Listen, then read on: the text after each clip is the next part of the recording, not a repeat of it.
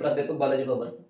Maharashtra state board exam 2025 ची तयारी करत असलेल्या सर्व विद्यार्थ्यांसाठी केमिस्ट्री विषयाची इम्पॉर्टंट क्वेश्चन बँक आपण सुरू केली आहे.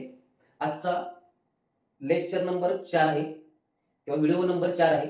याच्यामध्ये आपण चॅप्टर क्रमांक 4 केमिकल थर्मोडायनेमिक या चॅप्टर मधील जे महत्त्वाचे प्रश्न आहेत ते प्रश्न आपण डिस्कस करणार आहोत आणि लिहून घेणार आहोत. ठीक आहे, तर हेडिंग टाका केमिकल थर्मोडायनेमिक. याच्यामध्ये सुरुवातीला या चॅप्टर मधील ज्या संपूर्ण डेफिनेशन आहेत या डेफिनेशनचा स्टडी आपल्याला करायचा आहे.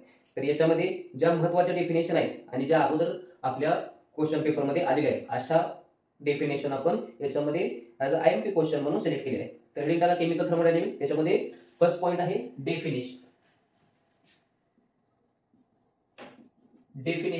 याच्यामध्ये जी पहिली डेफिनेशन आहे extensive property and intensive property. Right down. First extensive property and intensive property. पुढची डेफिनेशन आहे isobaric, isochoric and adiabatic process. Right down. Isobaric,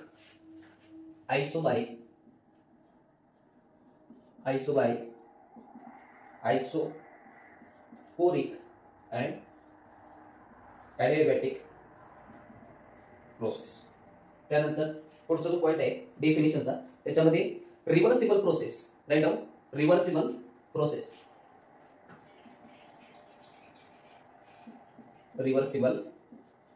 process, ठीक आहे. त्यानंतर पुढचा डेफिनेशन आहे त्यामध्ये सिस्टीम सराउंडिंग अँड बाउंड्री. ठीक आहे, तर या डेफिनेशन आहेत. त्यानंतर शेवटचा जो पॉइंट आहे डेफिनेशनचा त्याच्यामध्ये आपल्याला एन्थॅल्पी, एन्ट्रोपी अँड स्टेट फंक्शन या डेफिनेशन परफेक्टली करायच्या आहे. लिहून घ्या. एन्थॅल्पी, त्यानंतर एन्ट्रोपी अँड स्टेट फंक्शन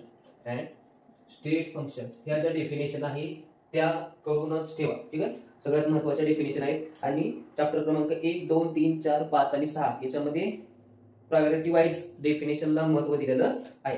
त्यानंतर 2 लॉ आपल्याला बघायचे. त्यामध्ये या चॅप्टर मध्ये सगळ्यात महत्त्वाचा जो लॉ आहे राईट डाऊन तो लॉ आहे हिस लॉ.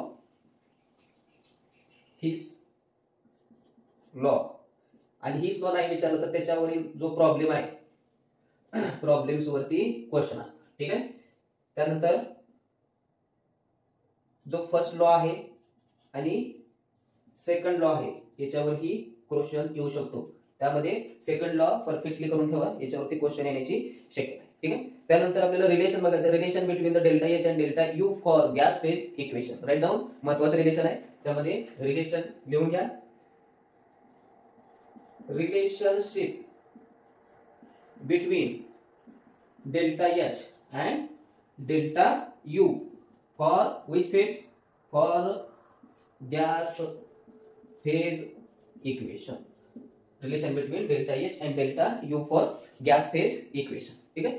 तर आपल्या चॅप्टर मध्ये हा झाला ए पार्ट. याच्यामध्ये आपण बघितले definition, his law, first law आणि सेकंड लॉ आणि एक रिलेशन बघितले जे की सर्वात महत्त्वाचं आहे. आता याच्यामध्ये राहिला केमिकल थर्मोडायनेमिक मध्ये सेकंड पार्ट किंवा बी पार्ट म्हणूया आपण डेरिव्हेशनचा. तर याच्यामध्ये सगळ्यात महत्त्वाची डेरिव्हेशन आहे ती डेरिव्हेशन आपण याच्यामध्ये IMP क्वेश्चन मध्ये इन्क्लूड करतोय. त्यामध्ये सगळ्यात महत्त्वाचं डेरिव्हेशन आहे.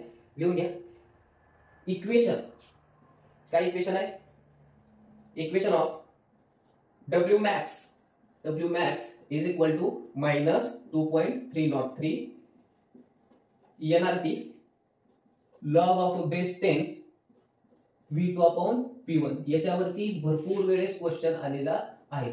हे झालं फर्स्ट डेरिव्हेशन. त्यानंतर सेकंड डेरिव्हेशन आहे W is equal to minus P external into delta V. हे सेकंड डेरिव्हेशन आहे. त्यानंतर third derivation relation between delta G and delta S total. Relation between delta G and delta S total. त्यानंतर चौथं जे derivation आहे right down relationship between the standard gives free energy change delta G naught and the equilibrium constant K. ठीक है, relation between the standard gives free energy change delta G not and the equilibrium constant K. हे derivation सुद्धा पेपरच्या दृष्टिकोनातून महत्वाचं आहे आणि या चॅप्टर मधील सगळ्यात शेवटचं आणि महत्वाचं डेरिवेशन आहे delta H is equal to delta U plus delta n R T. ठीक आहे, तर एवढे क्वेश्चन या चॅप्टर मध्ये महत्वाचे आहेत. प्रायोरिटी द्या, डेफिनेशन आणि डेरिवेशनचा पार्ट आहे आणि याच्यामध्ये एक जे आहे त्यामध्ये आपल्याला relationship between delta H and delta U for gas phase equation. ठीक आहे, तर काय काय बघितलं आपण, एक्सटेन्सिव्ह प्रॉपर्टी, डेफिनेशन मध्ये extensive property, intensive property, isobaric, isochoric, adiabatic process, त्यामध्ये reversible process, system surrounding and boundaries, enthalpy, entropy, state function, हे ज्या डेफिनेशन आहेत ह्या सर्व डेफिनेशन आपल्याला करायचे. त्यानंतर हिस लॉ नाही विचारलं तर त्याच्या रिगार्डिंग एखादा प्रॉब्लेम तुम्हाला पेपर मध्ये येऊ शकतोय. फर्स्ट लॉ आणि सेकंड लॉ करून ठेवा.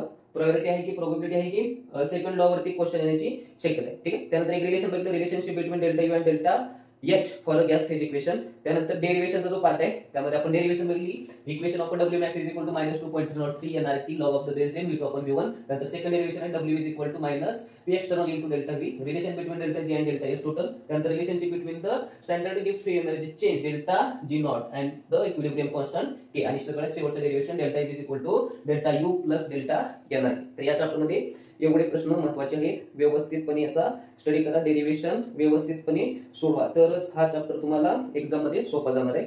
ठीक आहे, तर हा झाला लेक्चर नंबर 4 किंवा व्हिडिओ नंबर 4. याच्यामध्ये आपण केमिकल थर्मोडायनेमिक या चॅप्टरचे जे आयएमपी क्वेश्चन आहेत ते आयएमपी क्वेश्चन आपण बघितले. पाचवा जो चॅप्टर आहे तो पाचवा चॅप्टर आपण लेक्चर क्रमांक 5 मध्ये डिस्कस करू. तोपर्यंत धन्यवाद.